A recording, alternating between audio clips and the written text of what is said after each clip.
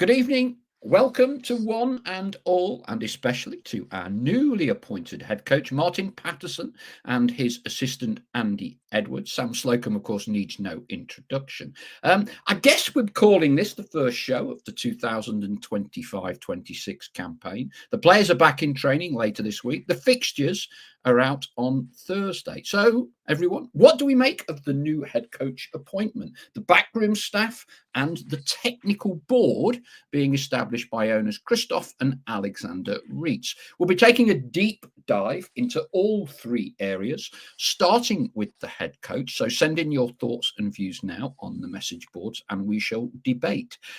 News two, some special podcasts we will be doing live from Germany. All stations to Darmstadt, Kaiserslautern and Schalke. Got some special things lined up with you. Hopefully some interaction from the players while we're out there as well. Looking forward to having Martin on this show before the start of the new campaign. So lots in the pipeline, so to speak. And before I forget, which I often do, thanks to our official partners, the Big Shed at the Trent Navigation and JH Accountants. Let's just tidy up one or 2 points that perhaps aren't crystal clear that I've spoken with the club about today. So Yao Alves remains on the coaching staff, as does the goalkeeping coach, Steve Collis. So from having, by and large, Stuart ploughing a lone furrow with Yao towards the end of last season, with a bit of assistance from Sam, it now looks like a completely full allocation of coaching staff. Press conference by the club tomorrow morning, that's Tuesday, when Martin, Chris, Alex is away at the moment, and Roberto will be on media duty. Many of you may already have seen the interviews with Martin and Andy posted by the club today. Thought they both spoke very well in those interviews. Right. Snell, hello. Hope you had a nice time in Portugal. I guess the name of the candidate caught us all on the hop a little bit. Give me your instant reactions and thoughts on it all, because I think it's fair to say social media is not an accurate barometer, but I think there is, shall we say, a broad church, I think that's the posh way of saying it, a broad church of views on this appointment structure. Let's deal first with Martin. Your thoughts? Look, obviously I've seen a bit of social media, I've seen a bit of the sort of replies and what have you. And you can understand when a managerial appointment or head coach appointment sort of goes on for a decent length of time, there's a sense of, there's a vacuum for which people fill the void with all sorts of, rumors, counter rumors, outright made up stories and horror stories. So I think whoever was appointed would maybe, well, not whoever, but if it wasn't going to be a Luke Williams or a name, if we like, if with a CV, then I think there's always going to be this sense of it's an underwhelming appointment. That's so the outstanding comment that I've seen put about it, which a little bit derogatory, but understandable given Martin's CV. But we absolutely wish him all the best. Of course, he comes in and he'll know that being in the game, how he has been, he will know sort of what he's coming into. He won't be coming into it blind. So maybe not the name and the CV that we were looking for, or a lot of fans were looking for, but we absolutely look forward to him coming in, imposing his ways. Him, Andy Edwards, obviously Sam Slocum as well, as you've spoken about, and this restructuring within the club, how it's going to work next season. That's a fairly big thing for the club to get out there. So look, whatever your views, whatever your thoughts on the individual, and look, whoever had been appointed, not everyone would be happy. You can only wait and judge a manager, judge a coach on what happens on the pitch. So let's give him time. Let's welcome him to the club, and let's hope he's the man to bring success. And like I say, I go back to when Luke Williams was appointed. I think there would be a feeling of the similar underwhelming sort of sense of it's not an experienced manager. There's nobody with any real success on his CV. And look what happened there. So, try and give him a fair go at it. You know, he's got to have time to work through pre-season, get his ways across, and be allowed to mould the team and get it playing the way we want. And one thing I took from his interview, the 20 minutes that the club have put out today, is that, you know, he realizes, he knows about Notts. We're not a million miles away. We don't need to change everything, but we need tweaks and improvements in certain areas. Now, if he can be the man that can identify that and do something about it, then success is not far away. Let's not forget, Notts County's head coach position is a fantastic position to have, and he'll know he's privileged, and he'll also know he needs to be successful as well, and he probably needs to get out the traps quickly as well to win round a few of the floating voters. But I'm sure the majority of fans will welcome him and absolutely look forward to seeing the football that he's going to bring to Notts next season. Okay, let's get some, thanks for the opening thoughts, Dell.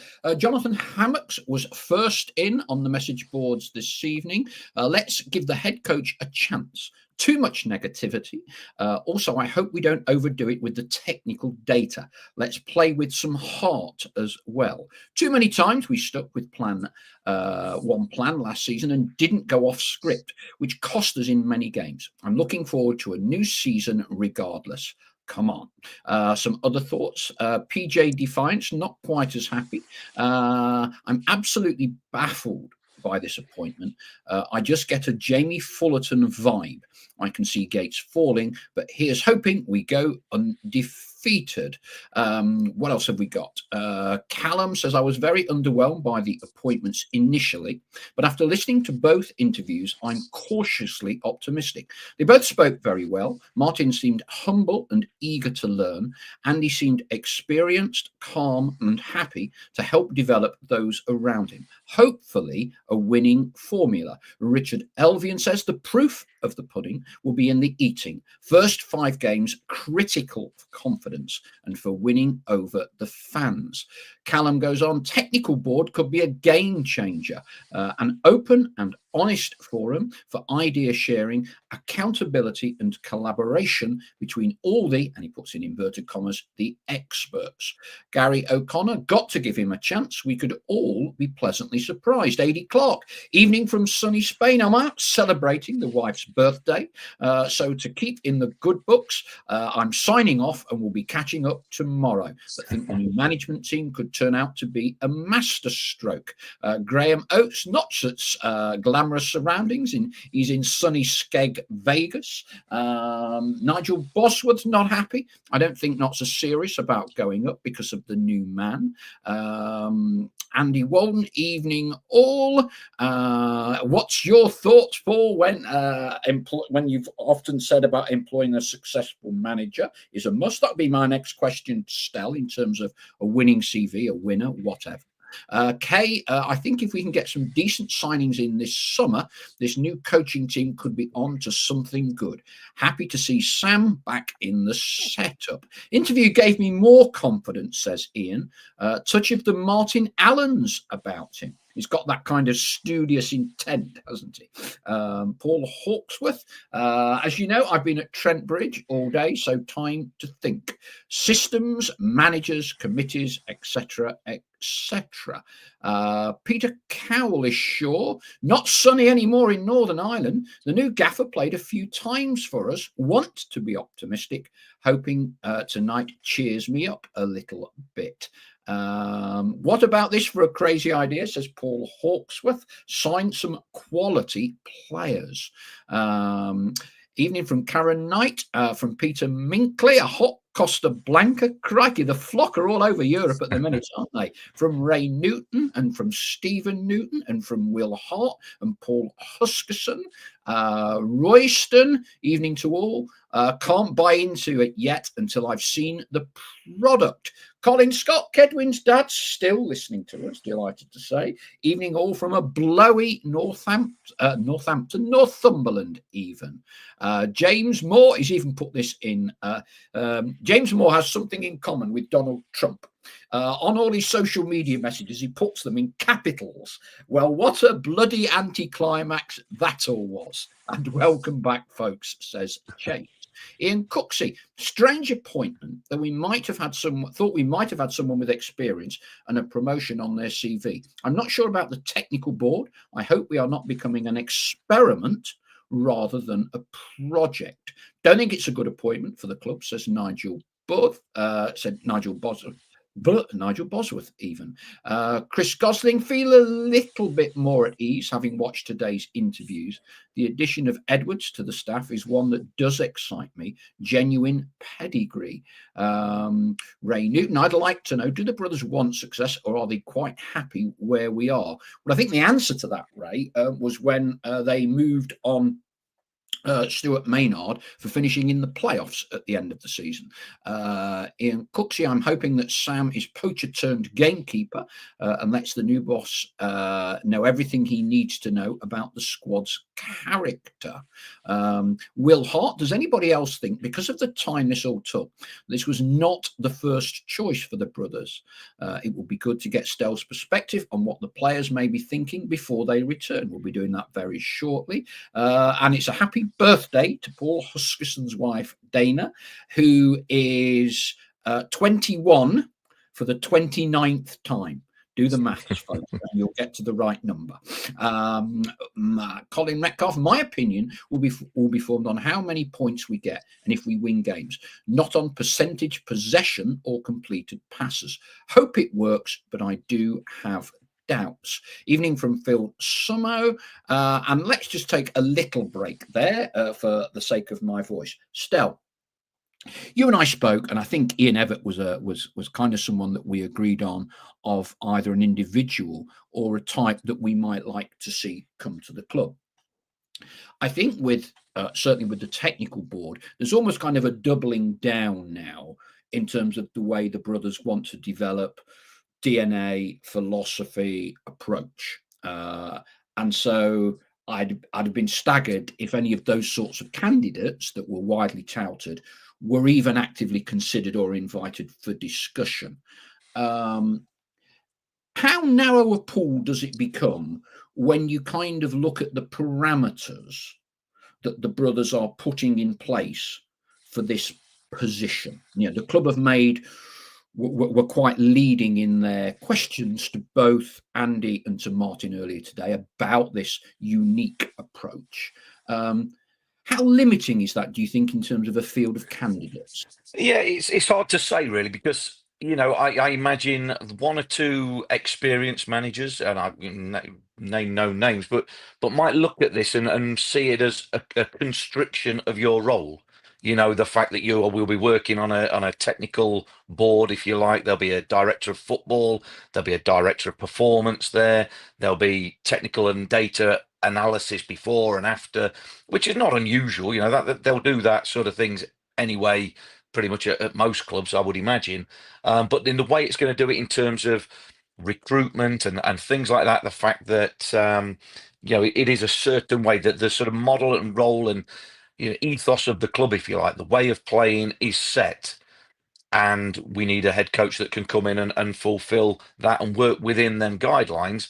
Now, managers with a CV and with a bit of success on their CV might look at that and go, yeah, I want to be given a bit more free rein. I want to have a little bit more control, a bit more autonomy. And like I say, that doesn't fit in with the structure of the club. So maybe a few who might have been interested or might have applied for the job maybe weren't going to be interested in that. But I think the fact that football league manager's job and a job like Knott's, keep saying manager, I mean head coach, but a job like that, they're not ten a penny, and when you're maybe not in a job, the chances to have a job like these they are precious, and there's a chance at Knott's to come in and have success, like I say, and to go to Martin Paterson. Everybody will point to his tenure at Burton, his short reign there, short time there, and go, well, he didn't pull up any trees. He took over them with his 17th, and they just escaped relegation, 5 wins out of 20, not exactly pulled up any trees. But that's going into a job where the club's at the bottom of the table, struggling. Things are not looking good. Notts, on the other hand, is a real sort of it's a job to be cherry picked, really. Coming into a club that's just hit the playoffs, missed out on automatics, narrowly last season, and a club that is looking to progress. So it's a wonderful job to have, and he'll consider himself particularly privileged to have got it. And he spoke like that as well. He spoke about the fact that he'd learnt a lot from that time at Burton. Admitted he made a few mistakes, but he wasn't there too long. So again, he's not somebody coming in with a big CV of he's done X, Y, and Z. He certainly had a decent career as a player, had success at that, played at the international level, and we hope he can translate that success into his coaching career, which he's got a decent sort of experience in a short space of time, really, as a coach. So, look, he's not a name that I don't think anybody would have picked out, but he's been appointed. We get behind him, and we look forward to seeing what this restructure means in terms of performance on the pitch. That's all the fans are bothered about. What's it looking like on the pitch? And he spoke, I thought, reasonably well about, yes, we're going to use data. Yes, we're going to want to control the ball, have possession, but we want the outcomes from it. Now, I call it effectiveness. You want possession, but you need effective possession. And he said outcomes. We're going to be a little bit more direct. That doesn't mean long ball, but I think all he's going to do, in very simplistic terms, I'm sure he's going to do a hell of a lot more technically, but all he's going to do is remind players and keep reminding players your first look, and bear in mind he was an attacking player, your first look as a footballer should always be for the forward pass. Keep the ball, yes, but always look forward first. That's your first option. Anything else is secondary. And I think that is something, trying to read between the lines in an ex-player speaking, in an interview, that I think is going to be his sort of mantra, his sort of ethos, aided by Andy Edwards. I think that's the way they're going to come in and say, look, we've got good players, good squads, nice and tidy, but maybe at times we have possession with no real outcome, no real threat. I think that is the if they can achieve that, whoever it would come in, that's what you've got to achieve to be successful. If Martin Paterson can achieve that alongside Andy Edwards, alongside Sam Slocum and Zhao and Steve Collis, then, like I say, there is the chance of success there this season. Yeah, as I say, I listened to the interview a couple of times, and I think one of the things came through was his interest and passion for coaching from a very early age. He took his first coaching badges when he was 20. He's been abroad, Major League Soccer, which I know well. So he's been over there. So he's got good coaching experience. He's worked, I think it's 3 times under Michael Duff. And look, this is a purely personal thing. People ask me for my personal opinions, and I think one of the challenges is the wrong word. Not clearly, dominate the ball. We hear that phrase so many times. And we talk about quality of performance, etc. I come from a school where and I know everyone says results transcend everything else, but we seem to talk an awful lot about performances at Notts. And I'm not just talking about Martin, I'm talking generically. We always talk about we need a performance. But for me, it's about a result. And for me, if you looked at those 2 games, for instance, against Wimbledon in the playoffs, I think we were kind of schooled in dark arts, whatever you want to call it. And that somewhere along the way, for me, to get a promotion, we've got to learn to be better, to be more ruthless. But I hear so much talk about improving players, about doing this, doing that. I'll be interested to see fundamentally whether we're nastier this season as much as anything else. Yeah, I'd say I use the word a lot. It's a word that's used for ruthless, clinical, whatever you want to call it. It's about result. Of course, it's about result, but you have to have a process to get you to the result. You can't just chuck 11 players on a pitch and go and get us a result. Because that is off the cuff. You need a process. You need methodology and a way of playing, an ethos, whatever you want to call it, DNA as it's now being termed. Things like that never change. The terminology changes, but the way about it is still pretty much the same. And that's what pre-season will be all about. New manager, new coach coming in, or coaches coming in, a few new players coming in, a few gone, a new squad, all wanting to impress the new coach. And it's about working well in pre-season, getting your ideas across, getting everybody singing off the same hymn sheet, if you like. And the message that come out, yes, we are still going to aim to dominate the ball, dominate possession, but with end product. And if you marry them 2 things up, like a lot of things in football, it's dead easy to say. We can all say the right things, but implementing it and getting other players and inspiring players, that's something that doesn't get spoken about much these days. Whether the terminology is a head coach, coaches, manager, whatever it was, you've still got to inspire players. There's still that little bit of, they're all technically gifted. We can all have a shape and patterns of play and all know our jobs and our roles. But you've still got that, whatever percentage you want to put on it, 2-3% of inspiration on any given Saturday or Tuesday night or whenever you play to go above and beyond, to really go and affect a football match. Like I say, in a league, there is very little difference technically between a lot of the players. You just need moments of quality, moments of inspiration, grit, graft, hard work. Again, that's another thing I like that he's spoken about. He likes a hard-working team. So important in the modern game where everybody's an athlete to get around the pitch and make it difficult. It's all right talking about possession. We always talk about possession, being good with the ball. But what you want to also be is good without the ball. Go and get the ball back quickly. And the best teams, they press the best, they work the hardest, and they go and get the ball back. So they're allowed then to play with the ball more often. And, hard work, unfortunately, is a necessity in the modern game. There's no way around it. There's no carrying players like you maybe could have done 20, 30 years ago who weren't quite as fit. So you want quality players allied to hard work, graft, a little bit of humility to go and do that hard work, not thinking you're bigger and better than we are because we're Notts County, we deserve this, we deserve nothing. You have to go and earn it in football.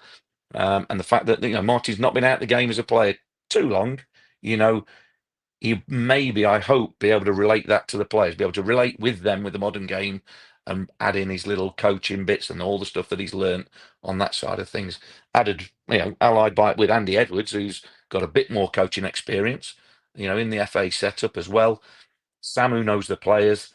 It looks like a decent mix, considering we are not talking about a head coach who's got a CV as long as your arm with success after success on it.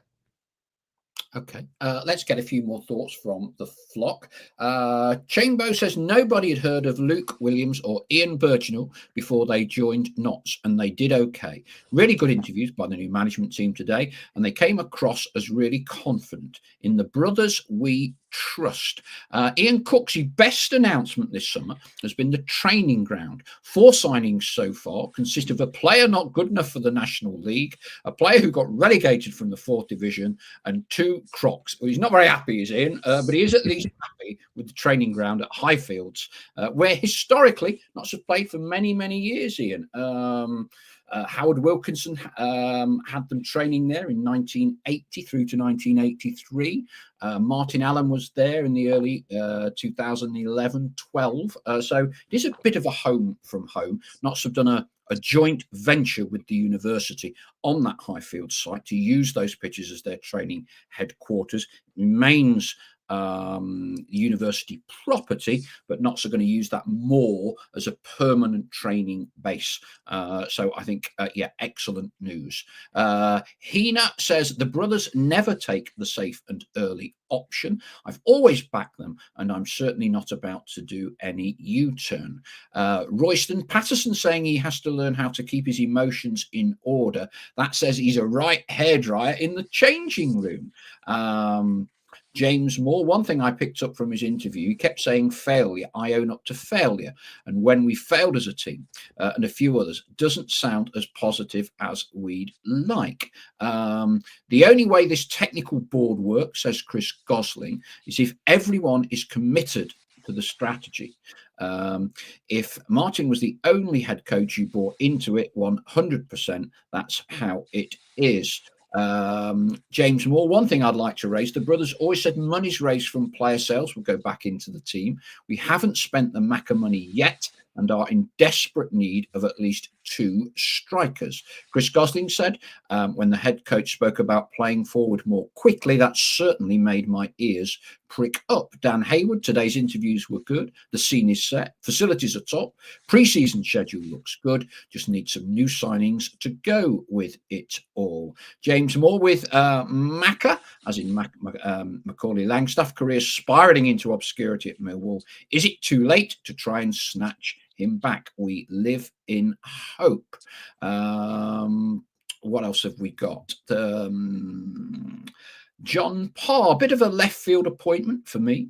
He speaks well, got to give him a chance now, but he needs to be backed with the players to achieve the aim of promotion. Adam Kent, bit of an unknown appointment for head coach. My son tells me not to getting slated on social media with younger audiences. I can only put my trust in the owners and their process. Time will tell. Colin Metcalf, I just want us to win. I'm not bothered at all how to do it. I'm more interested in signing some quality players as we are short in some areas at the moment. Ian Cooksey adds, sorry, I'll leave that one out. One sec. I'm now losing some of the things. Paterson has to start well, or this could turn toxic. Can see this becoming Fullerton-esque. Joe Cotty, I was hoping for a Luke Williams part 2, but we'll be happy to see what Martin can bring. Good to see Sam Slocum has a role. Wiseman's really struggling to see what there is to be excited about with this appointment. Looks to be another cheap option, and as usual, a lot of word salad about data with the announcement. I think, as you can see here, look, there are polarised views, and you said at the start of the show, Stel, it doesn't matter who you appoint, some will like, some won't. Let's take a look at the coaching staff alongside. Now, I think, a lot of people read into all sorts of things when Stuart's coaching staff left in January. João Alves was promoted from his analyst position, and that was kind of it till the end of the season. It does appear now we've gone for a full complement. One of the things that interested me with Andy Edwards' interview was he made the point he got 4 promotions out of this division as a player. He said it was a little while ago. He said, but not a lot has changed in terms of characteristics to build winning teams and all the rest of it, which I thought was quite interesting because obviously we're going down a new DNA route. But he was talking about, if you like, in key ingredients that are needed to get out of League Two. And clearly he knows exactly how it should be done. So as a player, he certainly was a winner. How important and what do you think of kind of the balance of the coaching staff that is now put together with Sam Slocum returning? Because I think it's fair to say here that this is not Martin bringing any of his people that he's worked with in the past. This is a coaching trio that has been put together directly by the club. Yeah. Pros and cons of that for you? Yeah, well, like I say, we will wait and see. So it is all just theory at the minute. But yeah, the pros of things like that is, and I've said, I've just done an interview an hour or so ago on the radio and say, what we've got to remember is that whoever gets appointed into a position like this, it's not because they've won a raffle. Their ticket hasn't just been pulled out. They've been interviewed. There's been a process along with other candidates for this. It's not just been a case of, he's turned up. He told us a good joke. We like him. We got on well. He's got the job. Whether that's the head coach, whether that's the assistant head, whether that's first team coach, whatever, any position, and particularly when we always hear about data, statistics, everything allied with knots, the process will have been rigorous. Now, none of us know whether Martin is first choice, second choice, 10th choice from the original list. Nobody will know. But ultimately, he's the man being chosen for the job, deemed to be the best that we can get for the current present time. So, credit to him. So he must have been able to talk the talk, obviously, but not just have a good conversation, not just have a good 20-minute interview.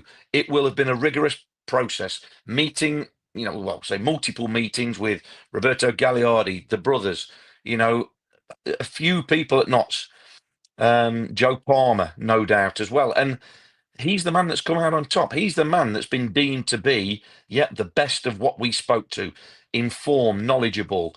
We believe in the what he was saying, the way he wants to play, and all things like that. He gave them the belief to award him the position. because like I say, there will have been people wanting this position. It isn't just, well, he's the only one that we got, so we've got to go with it. Same with Andy Edwards, same with Sam Slocum. They've all sort of been cherry picked a little bit. Now, we might look at it and go, the cons will be looking at, well, Martin Paterson's not got any success on his CV as a manager. Sam Slocum's, it's his first coaching role. Andy Edwards, a few people might not know too much about him. So you could look on a negative side of it, of course you can, but I look at it and go, well, there's intelligent people running the club, speaking to all different sorts of coaches, managers, what have you. And these are the people that they've chosen. They deem to be the best chance to get not success this season. So, hey, look, I have no inside information in terms of this selection process. So I'm happy to go, right, let's sit back. Let's watch what evolves this season at the start. Well, through pre-season into the start of the season. Let's see what's improved. Let's see how good we can be this season with that team that's been put together. So again, it's easy to be critical, ever so easy to be critical. We're all guilty of it. I do it myself all the time. But I think with this, we've got to sit back and go, right. As ever with football, results will prove whether this has been success. Martin Paterson as a choice, the restructuring, as a whole, results will dictate that. When we've got to wait for that. So we can all have an opinion now, but I think you've got to say, right, go on, go and do what you can do. We wish you all the best. Go and produce and go and show why the trust has been put in you, maybe rather than some more experienced people or people with a CV that stands obviously prouder at the minute. But go and write your own CV. Go and create your own CV. Go and get your own success. Go and get your first bit of manager or head coach success. Go and do it. And that's the beauty of football as well. Everybody has an ego. Martin Paterson's played at top level. He will have a bit of ego about him. Yes, he sounded quite humble and well spoken in his interview like that, but he knows how to win. He's been a footballer. He's been ruthless. So and say what you see in an interview is maybe different to what goes on behind closed doors. And with that coaching ability and the backup of Andy Edwards, who's, I say, been involved with the FA, and Sam Slocum, another fresh pair of eyes. And interestingly, Sam, he's not goalkeeper coach. He's just first team coach. Steve Collis is already there as goalkeeper coach. So again, and maybe innovative sort of appointment, but done for a reason because he's, as I said, when he was playing, he's got a really level head on his shoulders, a really good professional. And they've obviously interviewed him. They've not just gone, well, you've been here 6 years, here's a role for you. They've obviously looked at him, obviously experienced him in a changing room and around the club for 6 years, but gone, no, we think he can add to this going forward. And that's why they've given him a role. They don't just dish him out like charity, like sweets. So I say it's interesting. Like it is left field. It's not what any of us could have guessed or foreseen, but it's intriguing and it will be absolutely fascinating to see. But we also can't put a rose tinted glasses on. They are going to need to start quickly because what happens in football if results don't go well from the start, and that goes for any manager, head coach, any position like that. You need success almost yesterday. So let's hope they have a really good pre-season and they can hit the ground running come the first game. John Parr says, I remember Andy Edwards making a shocking tackle on Gary Jones in 1998. Not sure whether you were around then, Stow. Just before me. But a good coach and is well respected at the FA. Ian Cooks, he says, I think the coaching trio all have individual traits, and if they align, then we could be onto something. James Moore, to be fair to Stuart Maynard, our wobble last season started when he lost his number 2 and number 3. With a solid backroom staff, maybe Martin Paterson could get us over the line. Heather Kelp, we still need to replace Crowley, Langstaff and McGoldrick. Also need a 46-game tough tackling midfielder that we have lacked for years, with a tall right-sided centre back. There's the shopping list. Send it on to Mr. Gagliardi and we'll see what he can rustle up. Chamber says, I've heard a few people say that that Martin has a bit of needle in him. Some of the players needed a kick up the backside last season, so I'm all for that. Stephen Shepherd, everyone He needs a chance. Let's give the guy our backing and support. Andrew Richards, after the gloomy times under Stewart for the last few months, what we needed was a feel-good factor for some optimism. This experiment of a management committee of too many cooks seems doomed. Gasolino, Gresham Maxwell tonight. Apparently, he's been on the brandies somewhere. At least Paul won't be pestered for a shirt. Yeah, he sent me a WhatsApp from somewhere or other saying he was on the brandies at about 9:30 this morning. So, well, he was out in Thailand apparently. Colin Metcalf. How many games does Jatta miss because of his red in the playoff? It's a great question, Colin, and I cannot for the life of me find out. Best estimates are between 1 and 3. There's some debate as to whether he got another 2 on the original 3, or whether it's just 3 and he's missed 1 so far and he's got 2. I don't know. He won't be playing the first game. I think it's fair to say that. Right. Okay. Here's a question for you, Stel. Stuart Maynard was sacked. You can call it leaving by mutual consent, call it what you want, but he was sacked. Because the end of season finish of 6th and the exit in the playoffs was deemed not good enough. How much pressure then, and how much of a demand, for want of a better phrase, is there now being put on Martin Paterson to get promotion this season? Absolute. That'll be his remit. That will be part of the job. And again, going back to when you asked me about the size of the pool that we were fishing in, maybe that puts 1 or 2 people off as well. The expectation of what is expected at Notts. Stuart. What's it? 2 days after the game, 3 days after the game, relieved of his duties. That is ruthless. That is ruthless. I know it was. It's a fairly popular decision with the fans. I think, nobody was really crying over that. But, that is ruthless. That showed signs of, hey, look, we ain't here to be nearly. We ain't in this to be 6th and knocked out in the playoffs. We want to get up. We want to achieve.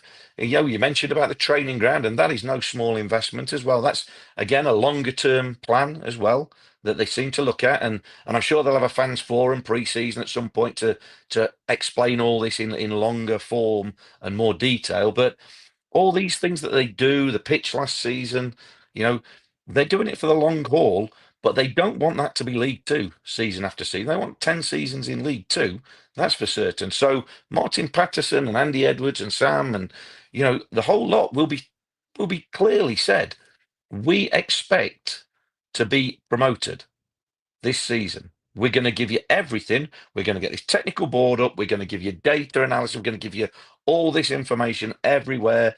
It's going to be, again, it blows my brain some of what they're going to have, but they're going to have no excuses. They're going to have no stone unturned in terms of info, data.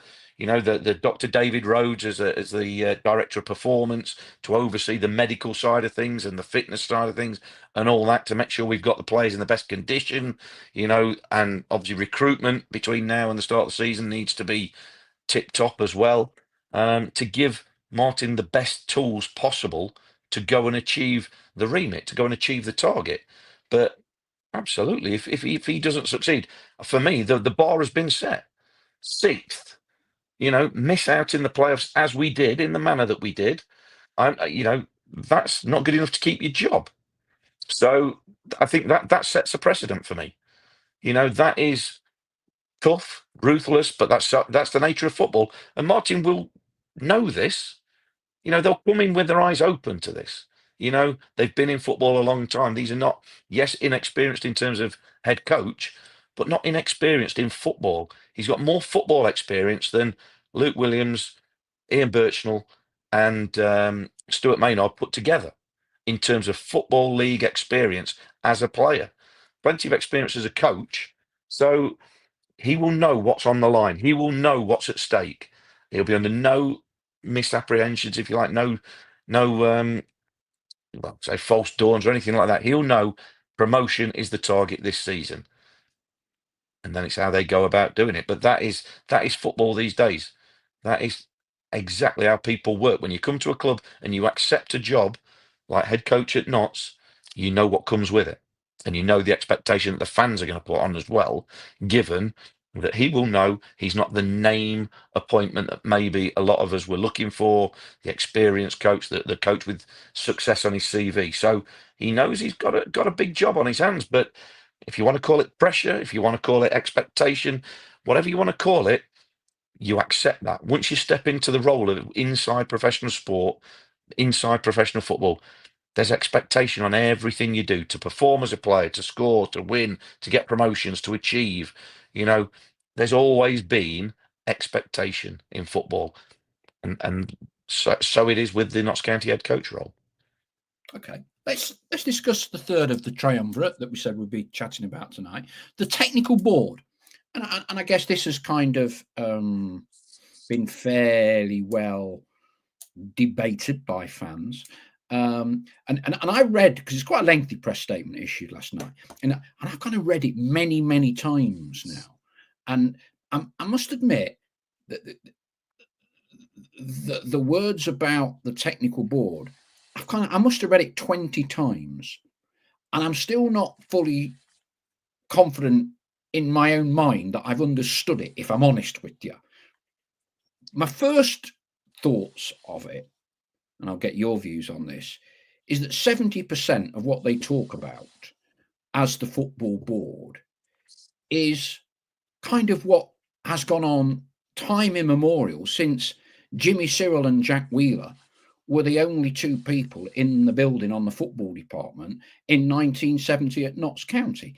Namely, manager talks with Jack, what we're going to do for training today, how fit are the players, how are we going to prepare for Saturday, are we going to go and see them on Tuesday night, talks to Jack Dunnett once a week, always used to be on a Friday afternoon. You know, Jack, what do you need, what don't you need, we need some players, whatever. And that for me seems to be kind of 70% of what this technical board is, but it's kind of badged up in a new era way, for want of a better phrase. But then equally, there's the 30% where there are, I think, things that are a little bit closer to the knuckle, closer to the mark, we'll discuss in a minute. What's your take on this technical board? Well, I must admit, I like you. I read the statement last night, and the guy, whoever it was earlier, that mentioned word salad is absolutely spot on. Yeah, I read it, and I'm thinking, I hope they're more intelligent than me reading this, because I haven't got a clue what half of this means. But joking aside, you're right. I think what you're doing, they're just restructuring. So they're trying to get experts dealing in their own fields, and then you get them experts, the heads of departments, as it were, in any other walk, to come together with all the data and metrics and analysis and information that you can gather, to put it in front of them, and to sort the wheat from the chaff, to try and give you the best possible opportunity. You're right. You're absolutely right in what you say. It's not reinventing the wheel. This will have gone on in a less formal arrangement at a lot of clubs. It will go on at a lot of clubs. Like you say, people in different departments coming together. What data have we got? What about this play? What about how did we play? How have we done it? It's gone on analysis. It's analysis and then opinion and data, and using that data, to the best of its ability to try and extract, a gain, an advantage, to try and give yourself an extra percent or two on the opposition. So I've got no problem with all the data. Like I say, I'm a dinosaur in terms of age and the era I played in, but I've got no problem with the game evolving and using data. But I think a lot of it is it's how you use the data. There's a skill in how you use the data. You can get data of everything. Some's important, some irrelevant at times. You need a good eye to pick out what's important and ally that to you, what you see, what you feel a little bit. I know data takes the emotion out of it, but football, whether you like it or not, is an emotive game. Players have emotive reactions at times. Think Alassane Jatta at the back end of last season. No amount of data could have foreseen him getting sent off. in that one split-second incident. So, you know, but you've got the data, you're going to use it. You absolutely use as much as you can get. And again, and then you've got, you know, different people with different opinions and, you know, different areas of expertise. And you need to try and harness it and amalgamate it and get the best out of each of them. And if you can do that, then great. The downside comes if you've got all that expertise and they start chirping and disagreeing a little bit, which is fine. Disagreement's fine. That happens. You don't expect everyone to agree. But then, you know, roles and remits, as long as everybody knows where they stand and somebody, and I'm like to think Martin, in terms of the playing side of it, has full and final say on everything. After everybody's dished out their two penneth, because it's his neck that's on the block. He should be the man that has final say, and I'm sure he has, along with his coaching team and whatever you. But why not listen to them pools of experience in other areas, maybe other suggestions? If it works well, like anything, decision by committee, isn't it? Almost sometimes, but you've got to have an ultimate, I say, autonomous being that has, you know, casting vote, if you like. And for me, that's got to be the head coach, and I'm sure it is. So look, time will tell how it works, how it comes together, how them personalities, them egos, you know, at that level, how they all gel. You know, like I say, it's a newly put together thing, a newly put together coaching staff. Martin Paterson hasn't worked with Andy Edwards, as far as I'm aware. Certainly hasn't worked with Sam Slocum. You know, they're coming together as a team. Then ally Dr. David Rhodes in, put Roberto Gagliardi in there as well. These are 5 people that have probably never sat in a room together before, you know, but they'll learn quickly, and they certainly will start doing that quickly and regularly every day from now until whenever. But it's how it gels. It's just like a team. It is just like a team. It's how well it gels, how well it meshes and comes together. And if it does it well, then great. If not, we shall see. But again, only the results on the pitch will dictate everybody's opinion of, is it working, is it not working. Um, so that's the thing about football. You can do things all different ways, but nothing guarantees success. That comes down to the players, the coach, and all that sort of thing. But this is just a way, I think, of trying to give the coach and the players the best of absolutely everything they can give them, to give them the maximum possible chance of success. Ben Looms makes the point, does this technical board mean that if it doesn't go well, we sack all the board? How much can fall on the head coach if he's given a load of tosh and expected to polish the proverbial? Adam Kent says, I liken it to having match of the day type post and pre-match analysis. Ian Cooksey quotes, Paterson as head coach will have ultimate decision-making responsibility for each game plan. That's the key bit, in my opinion, he says. Yeah, I've highlighted, I've put some purple highlighter pen on some of these bits to get your thoughts on this. This I thought was an interesting one. The technical board will also develop a process to support the coaching team in making more effective in-game decisions. This will involve supplying a variety of data-led metrics, analysis and insights to the dugout in as near to real time as possible. So my first, deduction from that is that they weren't happy with Stewart's in-game management stroke substitutions last season. Well, that's certainly the inference, may well have been his predecessors as well. If I'm playing devil's advocate still, you employ a head coach who clearly you feel has extensive coaching knowledge.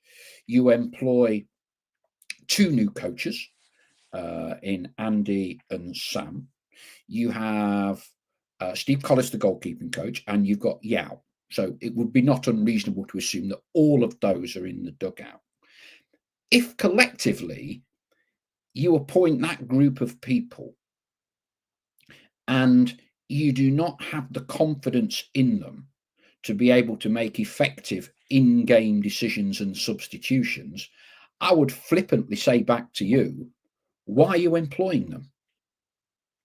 Yeah, and but I think that's where I think you have to read that carefully, and the inference I take from that is they are going to provide and develop a system whereby they can give them, the best possible data and information. So that might be, and I absolutely, I mean, crikey me, I am not technologically minded whatsoever, but I imagine that means almost real-time replays, data, as statistics as to everything you possibly want in the dugout that maybe they've not had access to before. Before making substitutions. I can't believe for 1 second it will be an iPad in the or a laptop in the dugout saying, so and so needs to be withdrawn now. It's not going to be that. That's going to be Martin Paterson's thing. But again, they're speaking to the press tomorrow. And I think these are all things when things change in football or in life in general, people get a little bit scared, don't they? People get like, oh, Mhm. what's this? And this is where I think, and I was maybe a little bit critical of the club last season at the back end. I think the club have got to be very open and transparent with the fans about this because, if you don't say anything, there's a vacuum and people fill it with all sorts of Twitter, rumor, worry, doom and gloom, and what have you. But I think the club need to lead on this and say, right, this is what we're doing. Be open and transparent. Yes, that might sound a little bit ambiguous. It might not be for the layperson, but what it literally means is Martin is this, and be clear on the roles and the remits of each role. Martin's going to be doing this, but what we're going to be doing is providing him like 21st century, absolutely tip-top specs, analysis, data that maybe they only have access to in the Premier League, in the dugouts there, in European games and things like that. It's way above sort of League Two. I don't know as that's what it means, but this is what I want. I want the club to come out and make it us for us simpletons like me, come out and lay it out. Lay it out. This is the structure. This is why we think it's going to work, and put it in layman's terms. That because that sort of stamps on the mystery of it all. The sort of or it's a little bit cloak and dagger kind of thing. Oh, we don't understand it, so or it turns us off a little bit. Or they're your own fans, explain it, put it out in a way that look, this is trying to seek the best possible opportunity for Notts County to be successful next season. I'm absolutely certain that's what it's for, even if I don't fully understand what it actually, will contain and quell any of these rumours. Like you just said there, the inference is maybe Martin is going to be told you need to substitute X because he's not running fast enough, or you need to substitute Y because he's given the ball away 6 times in the last 10 minutes, or whatever, and go no, it's more this. He will have the information and he'll have it almost in real time. So he'll be watching the game with his eyes, just as Jimmy Cyril, Neil Warnock used to do, but they didn't have the data. They just had the game with it, watch the game with their eyes and make potentially emotional decisions, potentially incorrect decisions. They didn't make too many incorrect ones because they were successful managers. But the data is maybe just there to help. It's to back up what you think you're seeing. But again, I'm absolutely speculating, guessing on things like that. Mhm. But I'd like the people in the club to sort of over time, not just tomorrow, but over time, bring the fans on board with it. Embrace it. Youngsters will absolutely love all this, won't they? It's old people like me and you, and generations older than us that we're looking at it with suspicion and going, well, what is it? Do you need it? Is it too much? But explain it. Bring fans on board with it. Go, look, this is Notts County moving forward. It's all part and parcel of the progress that we're looking to make. If we want to get up to be a top club, then we're getting a top pitch, we're getting a top training ground. These stepping stones are being put in place. Now the data, now the structure of the club has got to be top. We're setting up for progression. Now we've just got to get it onto the pitch, but we're doing everything we can to give the new head coach and his coaching staff every advantage they possibly can get. Okay. We're coming to the end of the show. We've got over 700 of you listening as we speak. Stel, how much more do we need to bring in? There's a few players been brought in before Martin. One assumes Martin might throw a few names in as part of a collective, collaborative process. How far off do you think? I mean, as it stands, do you think we are stronger or weaker than at the start of last season? Obviously, we've lost David McGoldrick, which is clearly a major loss. A lot of people would say Dan Crowley hasn't materially been replaced in the way we set up. I mean, what are your thoughts of where we are at the minute with recruitment? Well, obviously, I don't know too much about the players that have come in. You know, Matty Dennis, Tom Iorpender, if that's the right pronunciation, Ollie Norburn, know a little bit about him, and Maz Kouiar, don't know too much about him. So, without having seen a lot of them in action, you'd have to say I think we're probably not better off. We are not. We've lost David McGoldrick, we've lost Dan Crowley from this time at the start of last season. I'm Yeah. comparing it to, Yes. and they're two major players, two major influential players in League Two. Dan Crowley, like I say, like him or loathe him, but he could control a game. He could add goals into it as well. David McGoldrick, 17 goals last season, and the quality. They have to be replaced. Right, they have to be replaced if we're to say we are starting as strong or even stronger than them. Now, like I say, the four that I've mentioned, they might come in and be revelations. We go, what do we know? We are stronger. Yeah. But as we stand at the minute, with like I say, a little bit of a void in terms of knowing what they're like as players, really, I think we do need more players. We need. I know we said we wanted a successful head coach, but I think we need players who can come in and really be decent signings at League Two, control games. Like I said, a David McGoldrick replacement, a Dan Crowley replacement. You know, they got them in the first place, so there's no reason they can't bring them in. And players like that. And one thing that I will say to people is they're generally in demand, so it might take longer for them to get over the line in terms of bringing them in because contracts don't end until June the 30th. You know, it might Mhm. take a bit longer to get them players that have got options and are fighting for, and we may not get option number one or number two, but we'll have irons in the fire for some key players, you know, and like I say, 17 goals, David McGoldrick's got to be replaced. You know, I know Matty Dennis scored some goals at Carlisle, and he'll certainly get more chances playing for Notts. So maybe he could prove to be that. But I would like to think we're still going to bring in two or three more, certainly. And when I say two or three more, I mean two or three more that are ready to go straight into the first team and have an impact. So yeah, we still need some, but they've spoken about that. They've spoken that they're still looking and they're getting their heads together about recruitment. And I'm sure now Martin will have obviously a bigger say, and Andy Edwards with his experience and working in the FA with them age group teams. Mhm. You know, there's some good connections there. So yeah, I think it is a case of, you know, watch this space. It always is. Yes, we would love to have them in the door now, but sometimes in pre-season, in the summer, if you want players that are good, then generally they've got more than one option. And so it might take time to get them done. But as long as we get the business done, then that's fine. But we do need, for me, probably two or three more. As a former player, do you think Notts are in a better position to get players on the basis that the potential incoming player now knows who the head coach is, rather than those that we have already got have signed without a coaching team at all in place? Yeah, absolutely. Absolutely. And again, I go back to the type of player you want. If you're out of contract and you've maybe got two or three options, but it might be a national league and Notts County, or it might be a lower league, a lower League Two club and Notts County.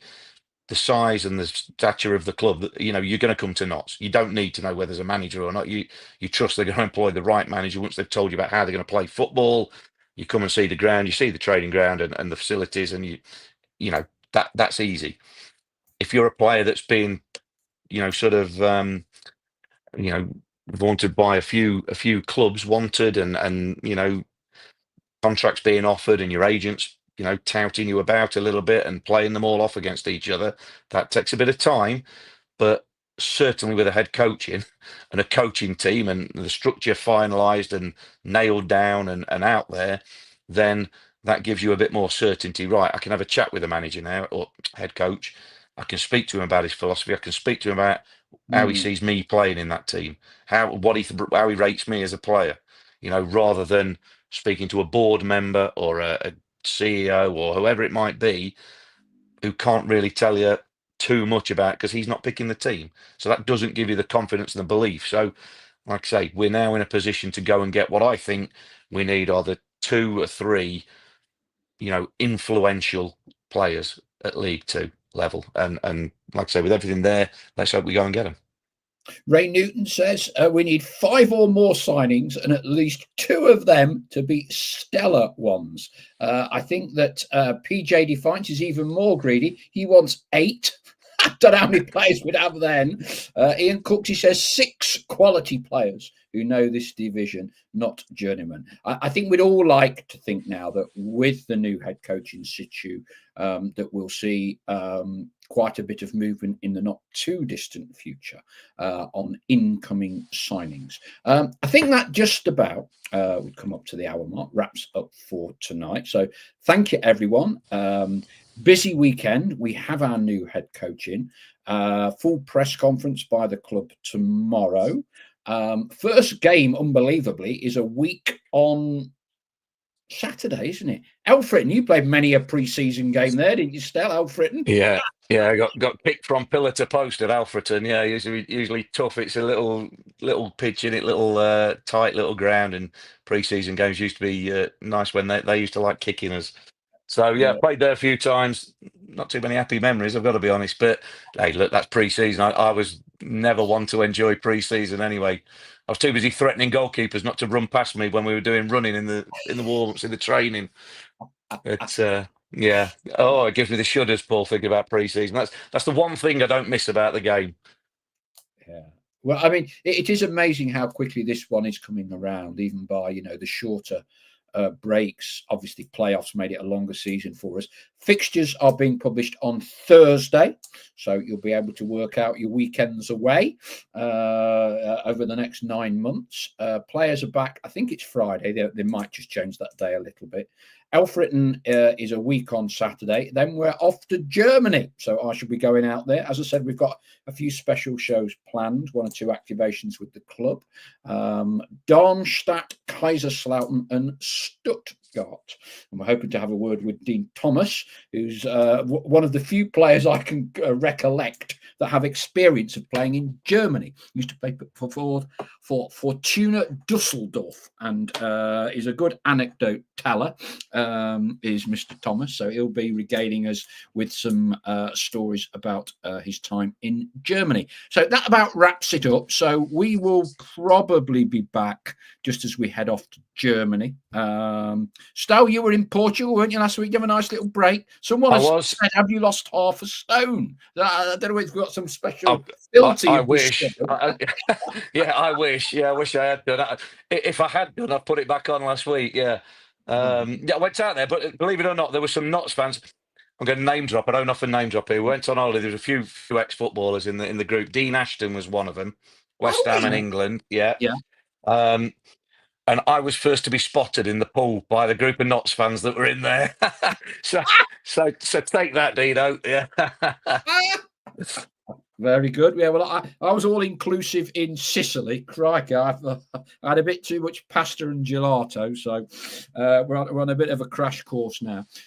Look, thank you to everyone. Thank you for being considerate and respectful tonight in terms of the debate that we have had. As I say, we're hoping to get Martin on the show before the start of the season, and me and Stel can have a good chat with him about what he's looking forward to and where he thinks with everything. Obviously, we're going to give him a week or 2 just to get his feet under the table. He's got quite a lot of things to be sorting out.